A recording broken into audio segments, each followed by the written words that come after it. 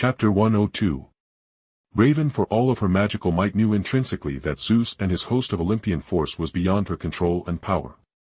And more importantly, beyond the power of even the man she accepted as her future husband when she finally got up the motivation to sit Jake down to tell the man to make an honest woman out of her.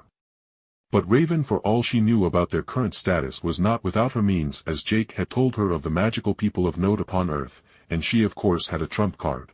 So, while her lover met Zeus in a long clash of wills that shook the realm and broke the lands of Fae around it, she left the realm to a sealed temple in the middle of nowhere in Romania.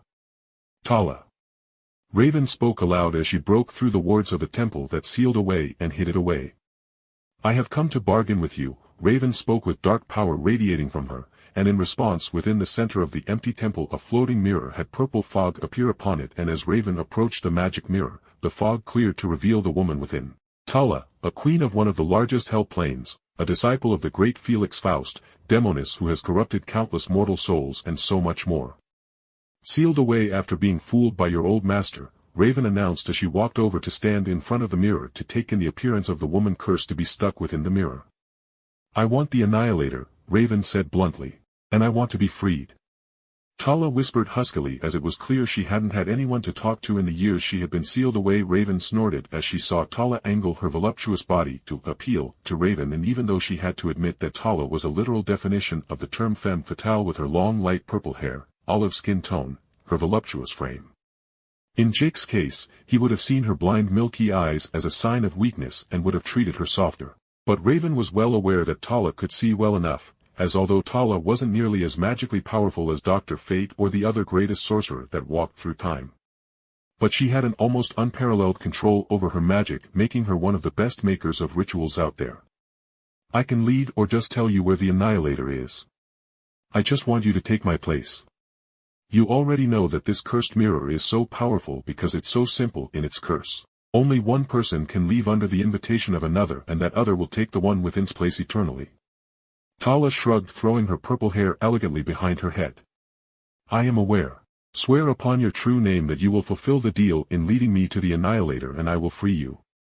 Raven said dryly as she pulled upon her demonic powers, and as Tala frowned at Raven's words she smiled hysterically as she realized what Raven was going to do. 2 more sets of eyes grew on Raven's face, leaving her with 6 blood-red demonic eyes, but paradoxically, she seemed to lose some of her powers. Speak the chant that's engraved upon the mirror's mounting and we can go get your weapon, spawn of Trigon, ha ha ha. Tala said, laughing as she watched in glee as Raven cheated her mirror's curse. Locos commercio cum uno intra speculum ut omnium pulcherimus fio. Raven chanted that, and basically, it translated to, I trade places with the one within the mirror to become the fairest of them all. And thus, as Raven felt her body being pushed into the mirror, she shattered her soul ever so slightly, so the part of her stirring demonic powers that made up her Trigon core of her soul of being half Azazyel and demon was pulled out and sealed within the mirror. Then as Tala was pulled out of the mirror and Raven felt the binding that bound Tala by her very core of existence, she turned as she looked into the shadows of the temple. Hello, Father. Raven spoke through thinned lips as she watched the shadows thicken, and then, like eyes opening, a matching set of red demonic 6 eyes appeared upon the shadows that filled the temple with a palpable power of malice.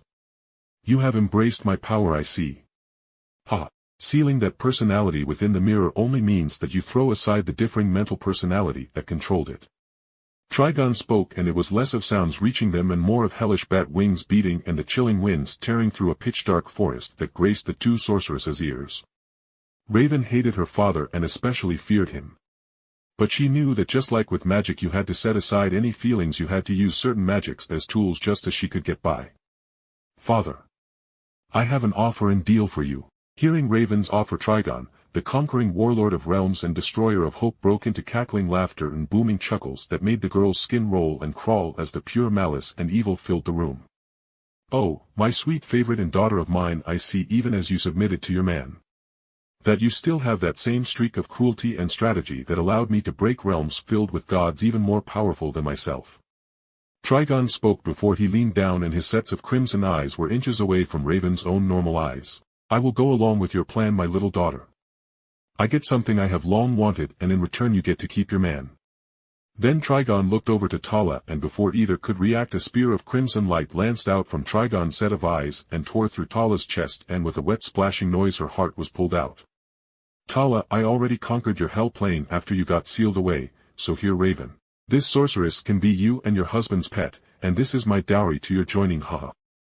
Trigon howled with baleful laughter as he tossed the bound with infinite power heart that was speared with black spikes that glowed with purple demonic energy that clearly matched Tala's power. You used my true name to bind my heart and power into that heart. Tala snarled before freezing as Raven's hand clenched around her heart and she vomited blood at Raven's minuscule reflexive squeeze as she caught the heart.